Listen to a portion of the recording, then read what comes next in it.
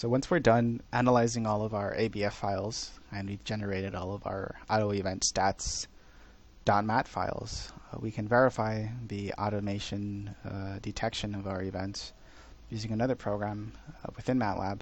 And once again, we'll open up MATLAB and we'll navigate to where our scripts files are.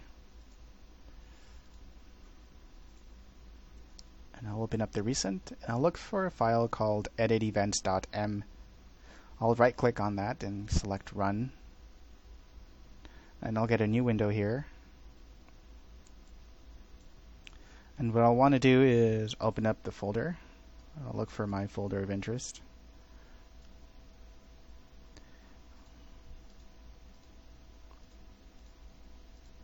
So there should only be one file in here. Yes, there is. And it'll load up the recording, and it'll highlight the individual events for us. And we can page through all of the individual events with this scroll bar. If we click, we'll get an updated event. And if you'll notice is if we go through a bad event, so we won't count that event. And if we keep on going, we'll notice that the counts are different for the good and total. So there are 19 good events, and there are a total of 20 events up to this point. And if we go all the way to the end, there's a total of 28 events, 27 of which are good. So in the case of our bad event, I can find it. So this event, simply to rescue events or to unflag events, you just click the unflag button, and we will be able to rescue that event essentially. And if you want to flag an event for any particular reason, you just click flag and you go back to being flagged as a bad event.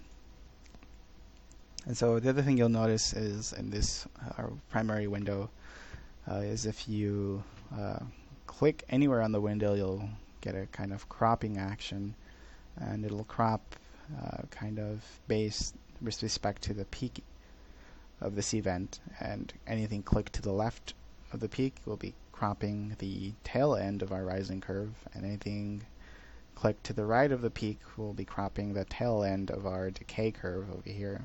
So for instance, if I click here, we'll simply be cropping here. And for the most part, what we were trying to do is eliminate this double exponential on the rising curve. So if I click there, it's somewhat a better curve. If I click a little higher, you'll get kind of closer to what you would expect for an exponential curve fit to look like. And if I want to verify my cropping selection, all I have to do is click fit curves, and we get a pretty decent curve fit here. And if we don't like our cropping selection, all we have to do is select reset before we save. Kind of, if you save, you won't lose. There'll still be a variable where you can reset back to the original file, but just try not to save. You will save the flagged status of these files. That can easily change by clicking flag or unflag. And so if we find an event of interest, so for instance this event, I will go ahead and crop it. In order to print this event, I can click this icon on the top left, and it'll ask me for a folder to save. I'm going to go ahead and save in this same folder of recents. And I can't show it here, but there was a few windows that opened up and closed right away.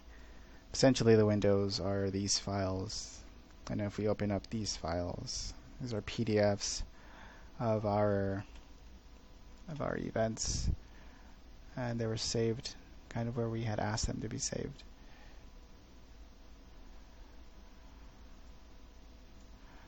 And kind of this is what the file looks like. If we open it up, you'll have the axes. Now here, unlike our program, the axes are true.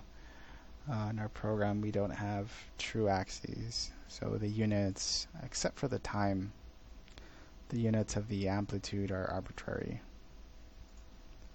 And so here we have the equation of our fit curve, and the alpha and the beta values. Our beta is 1 over tau in this case. So that's how we can verify the individual events. And you can kind of go through pretty quickly. If you see anything that looks kind of bad, you would want to modify that. And then when you're done with modifying the curve selection, just click Save and get rid of the windows, and that's it. We'll be done modifying the event selection for our one file, and if you have multiple files, we'll move on to the next file.